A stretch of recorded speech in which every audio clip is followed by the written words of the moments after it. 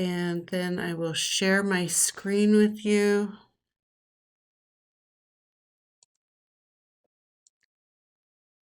Do you see the PowerPoint? Ruth or Ashley, do you see it? Yeah. Excellent. Yeah. All right, so I'm going to start the slideshow and start the presentation for you. All right, so the discussion tonight is building writing structures to communicate clearly. I'm Tess Marchant-Shapiro. I'm a political science professor, but I'm also the university's writing director, which seems like a little bit weird. You would think that it'd be an English professor, but when I was in graduate school, I had the opportunity to be trained to teach writing. I was at the University of Chicago, which has one of the best undergraduate writing programs in the country. And so I was trained to teach writing in that context. And so I've been teaching writing my entire career. And so tonight, what I'm going to be presenting to you is very much based on what I learned at that point from there was we called them the Three Stooges that would teach this class, and they are very well known. I guess they've all passed away at this point. But any textbook you might see a student carry around on composition writing inevitably will have at least one of those three as a co-author. So it's a bunch of the principles that they taught us way back then. But also, because I've been teaching it for so long, I've added my own insights and logic for what makes things clear. That the approach that those faculty members took, it has a theoretical base in communication theory and in learning theory that I will use to frame tonight's discussion. So if we think about writing as a form of communication, that's what we're going to be talking about tonight, trying to get my ideas as the author over to you as the reader as a communication. And so here is the sort of the overview for the evening. First, we're going to talk about how do you understand. Second, I'll present cognitive framework theory, which is the theory that I have sort of superimposed to understand why what I learned back in grad school works. We'll talk about how to organize a paper based on the information that we learned from cognitive framework theory, and also how to organize a paragraph, both of which the focus is on being clear and communicating clearly. And then we'll end up with takeaways. I will ask you at that point, what was the most important thing you learned tonight? So if I say something that really strikes you, please write it down so that when we get to that point, you'll remember and be able to share what that takeaway is. So first, we're going to be talking about how do all of us as humans, how do we understand things? If you think about understanding, it's sort of an overlap between communication and learning. So I have information in my mind that I'm trying to communicate to you, but also it's not just me saying something. I want you to learn something new, and the understanding comes when my communication is clear enough that you're able to incorporate it into what you know about how the world works. So I want to share a text message I had from my youngest child. At this point, she dropped out of college with COVID. She didn't do well at that point in her life with remote classes. But so she had been working for a few years, and then had finally realized that what she was really passionate about. And so she's been back at Southern for the last couple of years studying, but she was really interested in community development. And she texted me. So this is the summer before she started back into college.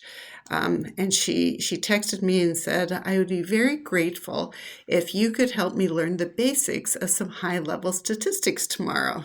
So my response, I teach statistics in the political science department, and so I'm comfortable teaching novices about statistics, but it's like high level statistics. That's not usually for undergrads. It felt a little bit weird. And so my reply was, I would love to introduce you to statistics.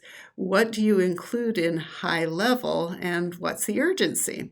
And so then she replied, I got to page 5 in the book about queuing. She'd been reading this and was just fascinated by queuing. So this is a computer science concept about how to get the programs to work in a particular order. So it was this book about queuing and came across some math that I think I roughly understand what it's saying, but I don't grasp the significance of it all. And then she sent this picture that she had taken of the page that she was reading that she thought she understood the basics, but she didn't really understand the math. And so here she's got Markov processes. The origin of Markov processes derives from two independent sources. One source is the mathematical studies of Brownian motion. And so you can read this, and then you get down to the bottom there, you can see the mathematical notation that she's looking at, and very strangely is confused by it. What was the problem there? Why was she confused by that page with the talking about the Markov processes with those mathematical equations? Do you have a thought about that? Maybe sometimes the English words has different meaning for like multiply, like minus, like something like that. Okay. Ruth, you have a thought? Yeah. Well, I think it was probably a lot more complex than she just thought on the surface. Yeah, the queuing stuff is something that you would study if you were in graduate school for computer science. It's not a class that would even be taught in undergrads, but more than that, I mean, she's not a computer science major at all. So even that basic stuff she didn't understand. And then the math involved really is way more advanced than the you know, math for the liberal arts class that she had taken already. She hasn't even had pre-calculus, right? And so there's all of this stuff going into it that she just really didn't have the basics, even though the topic of it was really interesting to her. And so here's the answer. The problem that she was facing is she had no cognitive framework in which to um, understand what the author was writing about. So cognitive framework theory deals with how we learn things. What are cognitive frameworks? They are, by definition, mental structures that help us organize and interpret information. So if you think, I mean, that's a technical definition. If you think more just normal person think. If you want to learn something, you have to have a place to put new information. Uh, my nightmare that, sort of this recurring nightmare is that I walk into a classroom and all of a sudden they start speaking Chinese. I guess maybe actually for you that wouldn't be a problem, but for me, I have no background in Chinese. And if I could be in this classroom, and I really do believe that immersion learning is a good way to learn foreign languages, but I could have the professor up front. And in Chinese, she keeps saying, my name is whatever it is, what's your name? And she could keep repeating that. And because I have absolutely no background in Chinese, it wouldn't ever make any kind of sense. We have to have a place to put new information. And it's exactly the same in a math class, even if it's entirely in English. And so you understand all of the words, like that picture that she sent me, they were all English words. We just don't have a framework to put any of that new information. So if you think about computers, they have RAM, which is random access memory.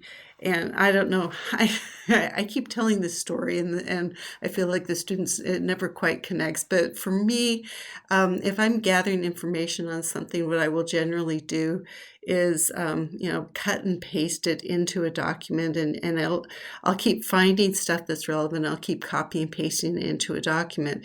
At some point, the computer starts slowing down, and then suddenly it just sort of stops and won't do anything. And the problem is this RAM.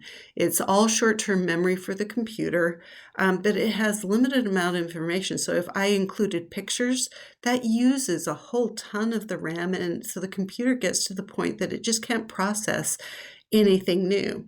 And so the only solution for it is to literally turn the computer off, give it a break, and then start it back up again. So because when you turn it off, it clears out that RAM, and so it can start processing information again. Well, the human brain is very much like that, except that it runs out of space way faster than a computer does. Um, Psychologists tell us that most people can keep track of 3 to 5 bits of new information. Some people are better, they can keep up to 8. I'm more on the 2 or 3 bits at a time that I can keep track of, and then my brain just freezes and I can't absorb anything new. So cognitive frameworks are a way to give the reader a roadmap that so that they can keep track of that flow of the argument. So you give them this structure, and they only have to keep track of those 3 to 5 bits of information that's in that tracker, and they can keep putting the new information. They know where it goes. They know how it fits together. And so the brain doesn't get overloaded in the way that that computer did when I just kept copying and pasting, copying and pasting. Now, you might experience this if you're reading an academic journal article. There's a whole ton of new information. In for you folks that are just beginning graduate school, most of those academic articles that you read is just all new information. And so I know when I read an article that's sort of out of my wheelhouse, I will generally like literally fall asleep a few pages in, and it's because my brain is just overloaded. So we want to be sure to write our papers in a way that builds a cognitive framework for our readers so that they can keep track of the flow of the argument. That's what makes our writing clearer, is to build up the cognitive frameworks. So we're going to talk first about organizing a paper, and then we'll go to organizing paragraphs, because the concepts are the same, but the structure of these two pieces of writing are a little bit different. So when we organize a paper, we want to build a framework so that our reader can understand all of the new ideas that we're giving them. It will flow into a more simple set of structures for the paper.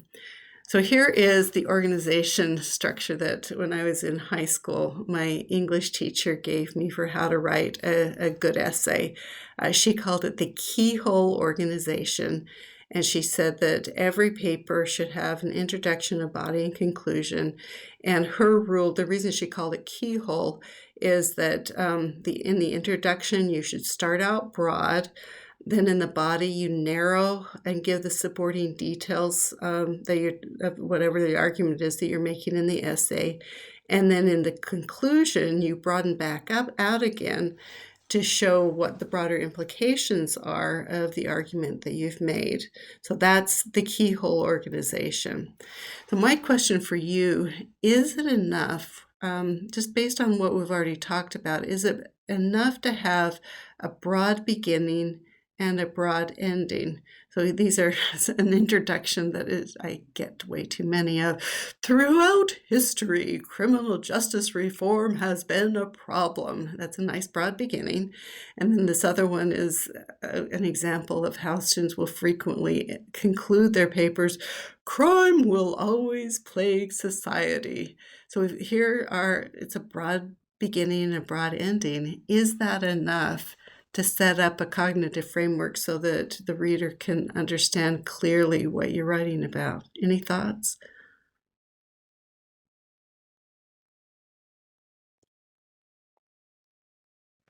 Well, this is Ruth. I mean, I think it depends what sentences follow that and come with that in the intro and conclusion, but I think they could be too broad, I guess, also. Yeah, I mean, they are really throughout. Is criminal justice actually been a problem throughout history? I don't think so. And I don't know that crime, I mean, really, crime is sort of dependent on having a social structure with, norms and stuff. So yeah, I don't know about there's so they are both really broad, but they also don't set me up for whatever the argument is. And so realistically, we want something a little bit more specific than this. And we want it to give us a few pieces of information so that we know what the argument is besides criminal justice is a problem or crime is a problem. So if you think about papers, we want to build bridges in the structure of the paper that link the different ideas together. And so one thing that's important in the introduction is the thesis statement. We'll talk more about that in just a second. In the body, what's really important is having evidence that supports the point. And then the conclusion, if you think about a bridge, at the top of those arches you see down there in the bridge, the stone there is the keystone. And the keystone holds it all together so that those arches don't fall and just collapse. And so if you think about the conclusion, it's going to like tie it all together so that it's in my, you told me where I was going. This is the rules for giving a speech. If you've ever taken a speech class, they always will tell you that you need to tell me what you're going to tell me. You need to tell me, you need to tell me what you told me. And that's what the introduction, the body, and the conclusion is. You got to tie it together, and that repetition is really good for the human brain to absorb new information. So let's start with the introduction. So you use the introduction to find common ground between you and your reader. So you want to start in a place that you share with your reader. The term paper throughout history is sort of appealing to that common ground, where it's sort of this intuition that students have that, oh, I need to have common ground, although usually the throughout history is not true. I mean, there isn't a whole lot that you can say has actually been true for all of history, but that's the intuition. In a memo, you'll normally begin it with a statement to your boss. You asked me to do whatever the assignment was. That's finding the common ground. If you write an annotated bibliography for one of your professors, you would start, that common ground is that you're supposed to summarize and analyze whatever the article is. And so you would start in Bowling Alone. This is his book, Putnam Argues, and then, give the summary. It tells your professor, this is what I read, and this is how I'm going to analyze it. So you want to think in this introduction about something that both you and your reader know about the topic. I teach political science, and so I will frequently recommend to my students that they think about some kind of event. It could be something that's in the news, so a current event, or it could be a historical event. But an event is something, it's a history that we share, and so it's a common ground between the reader and the author. If you're writing an English paper, frequently you will begin with a famous quote, and actually any paper you could begin with a famous quote that's somehow relevant to whatever it is that you're writing about. Always a good strategy. Sometimes you might want to refer to a cultural reference. One semester I had a student that was doing a research paper on public opinion on abortion laws. And so there was some TV show that she had a scene that talked about abortion. There was like this swear word, and so she wanted to start her paper with this reference to the TV show, and have that for the title as well. And so I suggested, well, if you're going to use it for the title, then in that introduction you need to explain this is the TV show and this is why they think of mentioning abortion as a swear word and so forth. But that's the idea, is to find some kind of common ground, something that you and your reader share on the topic that you are going to be writing about. You're going to be taking them into new ground, and you don't want to start with the new ground. You want to start with just the topic and something that you both understand about the topic. So you want to also use the introduction to prepare the reader for that topic. So think about what is the topic of the paper. You also want to, in any paper that you write, you should have some kind of question or puzzle that you've had an insight about that your reader, even your professor, might not have thought about. And so you want to, in this introduction, transition from just the topic to what is that question or puzzle that you're going to be answering. When I was starting tonight, I was talking about, well, the puzzle that I have is, how do we communicate new information when the brain gets so overloaded? How does my child, and wanting to understand cueing, what was the problem there, and how could understanding that problem help her understand why that page wasn't making sense. But finally, you also, in that introduction, want to cue the reader, and this is really the setting up of the cognitive framework. You want to cue the reader into how the paper is going to be structured. So when I was in high school, that would normally take the form of, first, I am going to do this. Second, I'm going to do this. And third, and so you give, each section of your paper, you would give a sentence where I say, I am going to cover these 3 or 4 things. I'm going to go through a maybe more elegant way to do that, so that you can actually do that in one sentence instead of a series of sentences. And that sentence is your thesis statement. So in the thesis statement, the whole point of a thesis statement is that you want to tell the reader exactly what point you are trying to make with the paper. Sometimes students are tempted, they've already presented their research question, and they want to make it a mystery, and they want to leave it, well, by the end, we'll be able to answer that question. Except if you do that, the reader has no cognitive framework, and so it's really easy for them to get lost.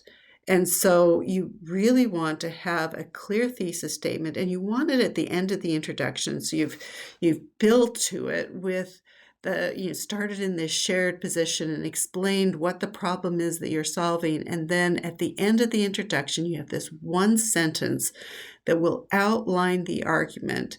It will, in one sentence, give the order of the subpoints. So instead of the series of sentences, one for each section, you want to have some clue to that in that single sentence. And the way we're going to do that is what those professors at the University of Chicago called lexical strings. This is probably a phrase you've never heard of. Whenever I've mentioned lexical strings, even English colleagues, they've never heard of the term lexical strings. So I think it was sort of unique to those colleagues. But we'll get to what those lexical strings are in just a minute. It's just these key words. But because it is going to give the order of the paper, you really can't write a good thesis statement until after you've written the entire paper. And so this, I've given a different class that talks about just the logistics of writing. I gave them permission. I give you permission. You don't have to start writing at the beginning of the paper and write clear through to the end of the paper. When I was in college and graduate school, I did typewriters, and so I literally had to start at the beginning and go to the end. But we've got laptops. You can start at any place in the paper and jump around and do the ending and then the beginning, however you want to do that. And so you can start by writing that shared position, but then commit to coming back after you've actually written the paper to write a good thesis statement that has that list of lexical strings that gives the reader an outline of the subpoints that you're going to be making in your paper. Here is my suggestion for the body of the paper. So again, we're going to think about building bridges in the paper's bodies. There's lots of different structures that authors use in writing the body of a paper. Sometimes if you have an argument that you want to make, you'll give a list of reasons why you think that is true. And so you will organize the body of the paper according to the list of reasons. So first section is reason 1, second reason is section 2, and so forth. So that's one way to do that. That's more often relevant for like personal essays. If you're writing an essay to get admitted to, I want to go to law school, and here are the reasons I want to go to law school. So it's more relevant for a personal essay, not usually as relevant for an academic paper. More often you would have a historical development, and so you would trace historically how a particular field handles a particular issue. And so you would go sort of chronologically, starting at the earliest approach to the most recent approach. Another frequently used approach would be a logical argument, where you have, you go from presumptions to some data to finding some other conclusions based on it. So there are different ways to structure it, but you do want to have a series of subpoints, or it can just ramble, and it's hard for your readers to follow if that's the case. And so you need to keep in mind your reader and think about what flow will best support the point that you want to make, and make that connection to the reader so that their ideas flow smoothly according to the way that you're presenting them. So then as you've made that structure within the paper, whatever it is that you think best presents the argument that you wanted to make, you'll then decide what the key words are, and then you'll go back and use them to structure the thesis statement accordingly. So here is a paper that looks at the concept of social capital. And these are like topic sentences from each of the sections that were in that paper. So the first section, I would say that the topic sentence for it was like physical and human capital, social capital is a resource. In the second section, this I thought was the best sentence that sort of summarized the point that was made there. Social capital develops in the relationships between people. In the third section, we was talking about social capital is stronger in networks based on trust, shared norms, and values. And then the fourth major section, the point it really made was communities with high social capital tend to have higher voter turnout, more political participation, and stronger democratic accountability. So those to me were the major points that the paper made in the order that it made them. So the question then in writing a good thesis statement is to identify the key words from these sentences that you want to use as those lexical strings. So what are the phrases that should be, or words that should be recurring repeatedly throughout the paper if the reader is going to understand? So from that first one, what do you think? Like physical and human capital, social capital is a resource. What are the key words in there?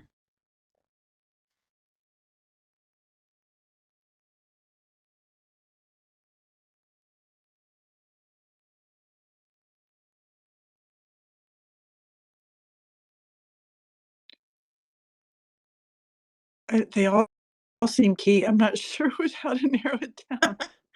Well, so I mean, the topic of the article was social capital. So that's one of the key terms. We've got to have social capital in that thesis statement, I think, and it'll be, that's going to be throughout the paper, but it certainly has to be in the thesis statement.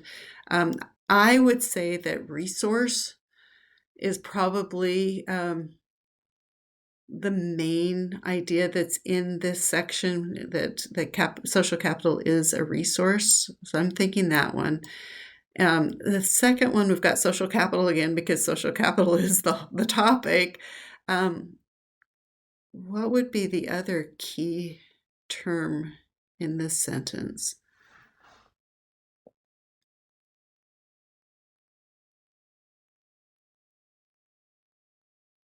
Instrumental in relationship building, like key to relationships, something Yeah, like that. relationships is really important in there. Yeah.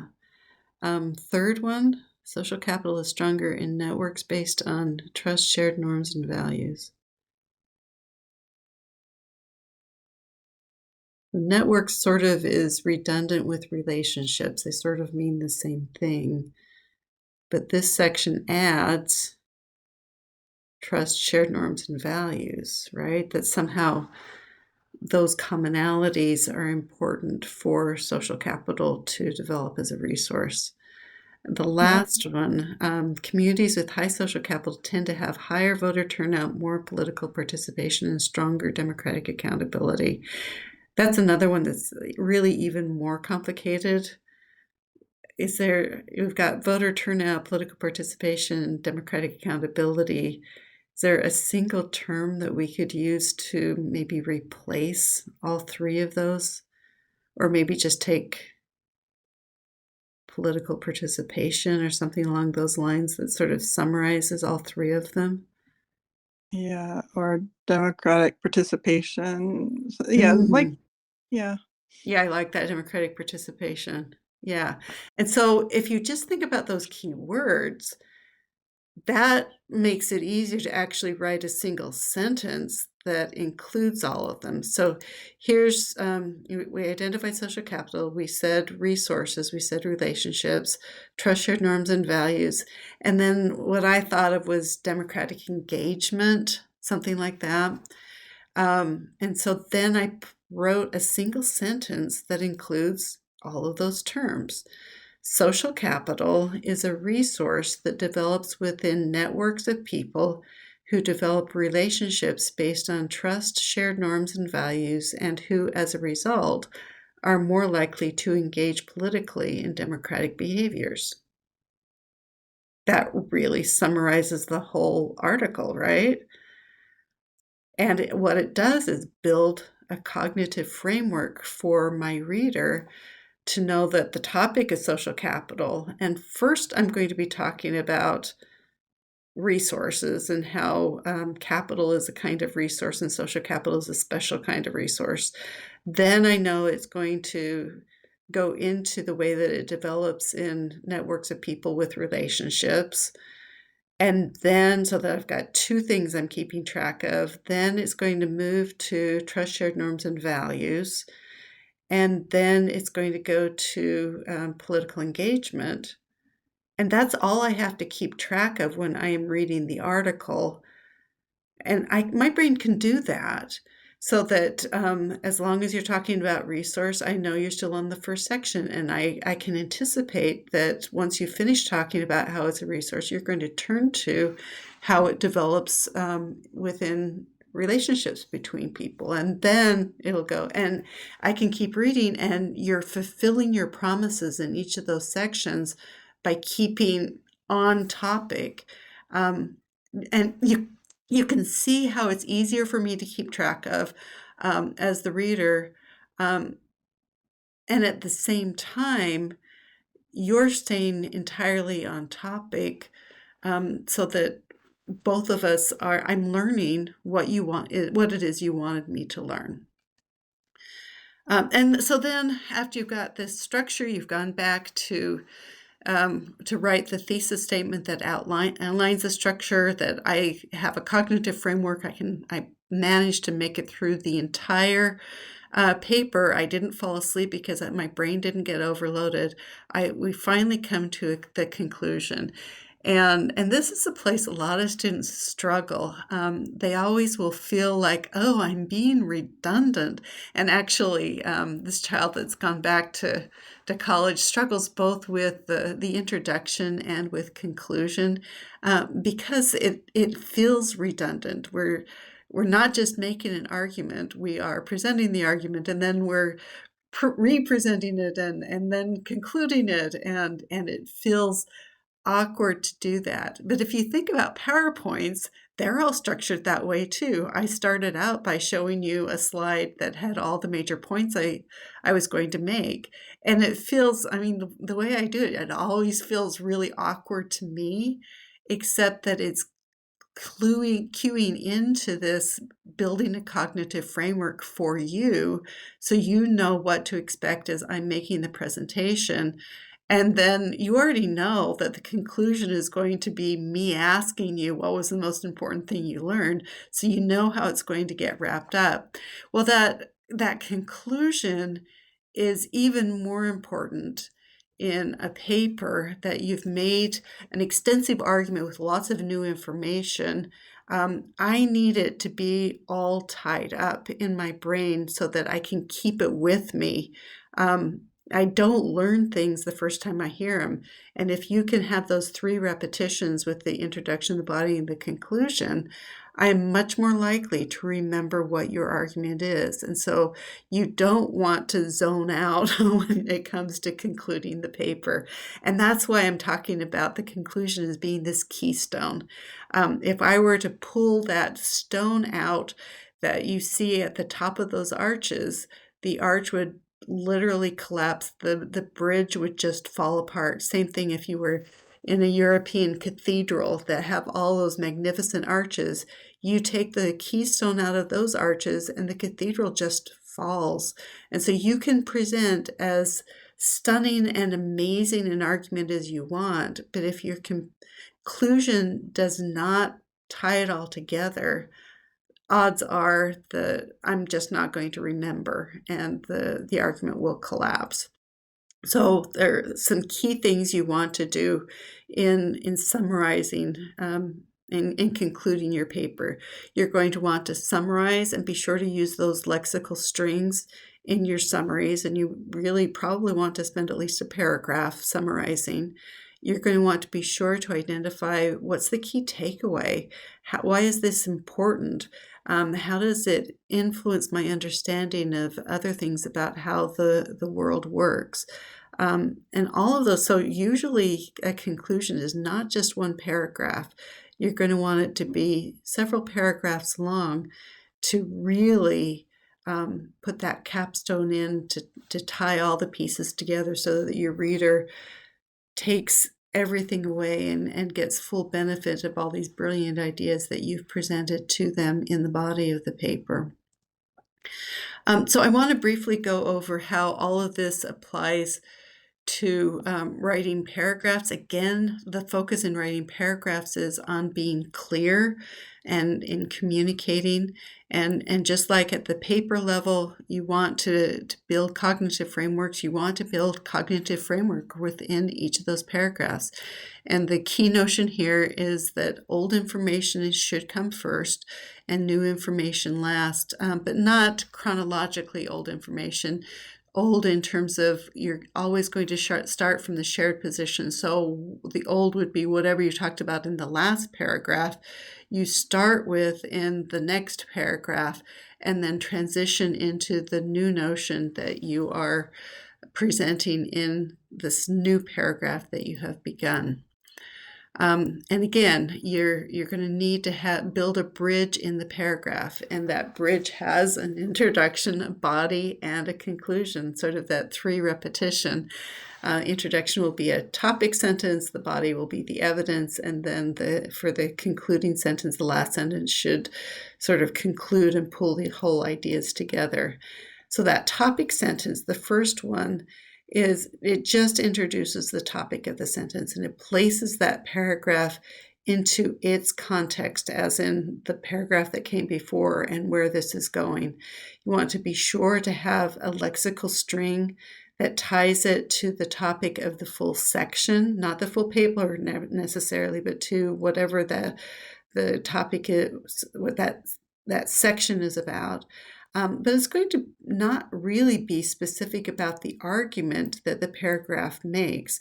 It is literally just an introduction to that paragraph.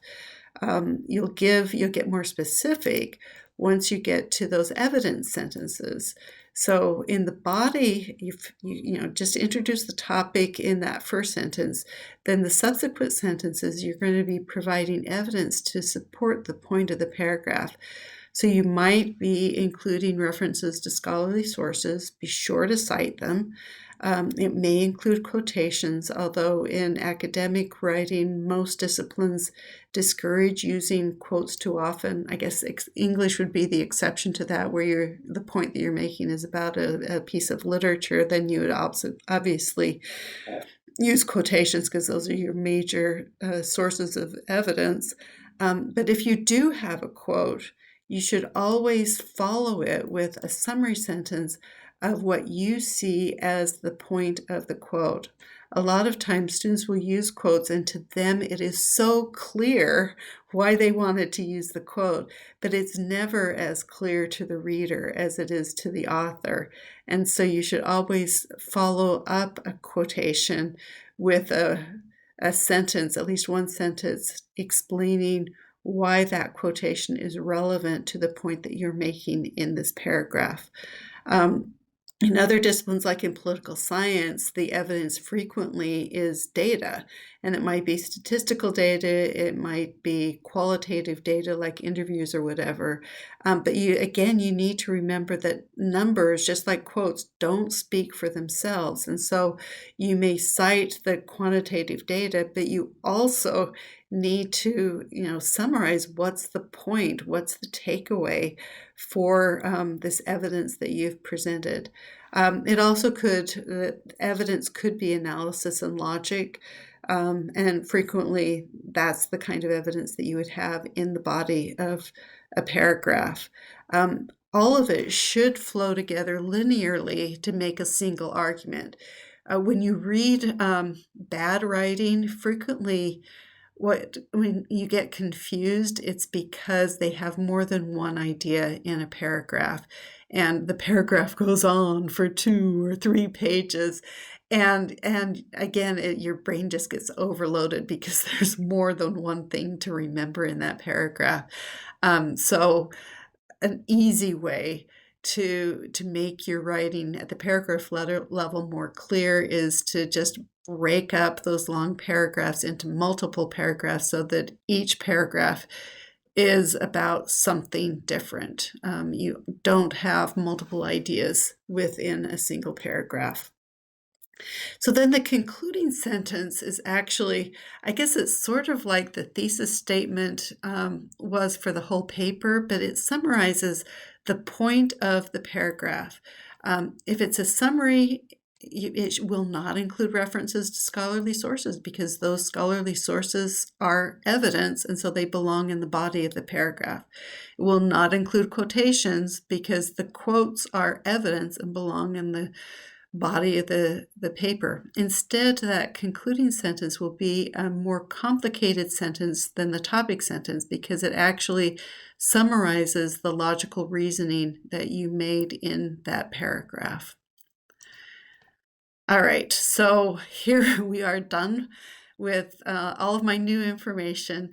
I want you to just start thinking about what your final takeaways are. What was the most important thing you learned tonight? I'm going to quickly finish up the slideshow so I can turn off the recording, and then I'd love to hear what insights you got from this evening. So the final takeaways I have and would like you to have is that you should write with your reader in mind. You should always find common ground with your reader and then move on from there to provide new insights.